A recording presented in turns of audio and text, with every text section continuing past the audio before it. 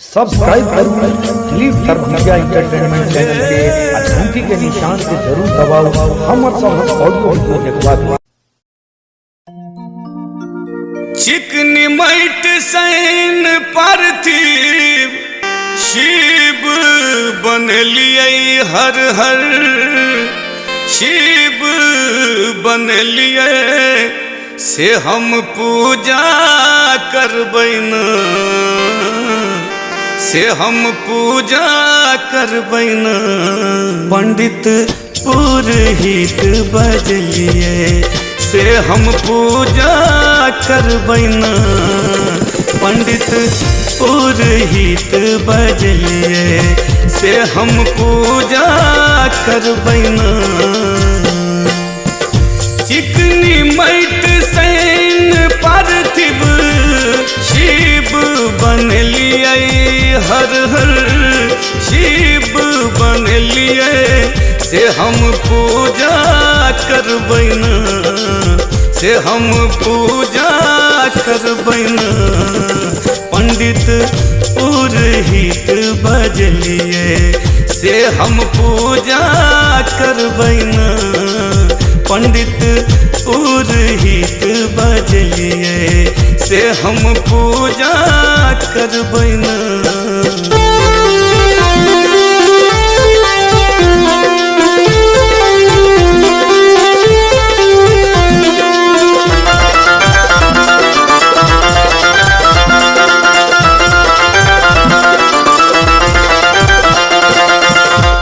कमला आकोशिक जल सो कलश भरलिए हर हर कलश भरलिए बेलपातो तोड़लिए बेलपातो तोड़लिए धतुर अकोनक फूल सो बाबा रच रच माला गुथलिए धतुर अकोनक फूल सो बाबा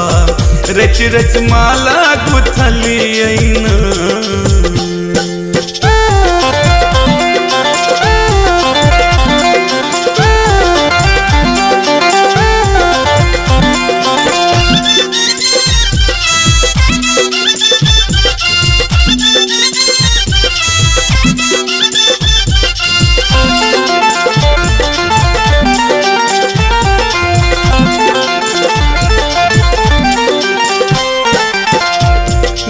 चुन चुन हम भांग लोढ़लिए हर हर भांग लोढ़लिए फिर पिसबो केलिए फिर पिसबो केलिए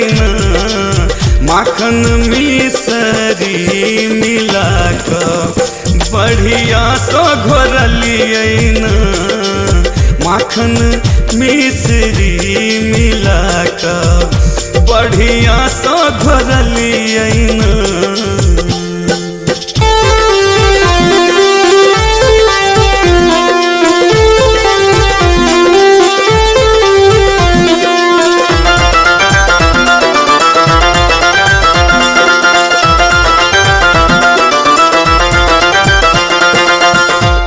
गाय के गोबर सोनी पी हाँ पीढ़ी के लिए हर हर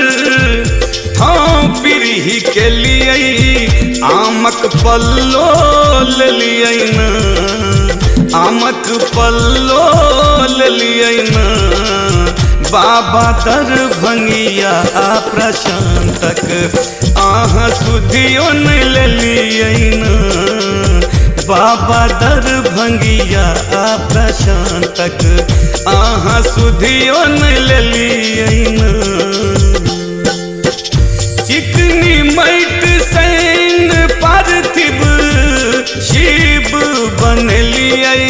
हर हर शिव बनलिए से हम पूजा करबैन से हम पूजा करबैन पंडित पुरोहित बजलिए से हम पूजा करबैन पंडित पुरहित बजलिए से हम पूजा करबै ना।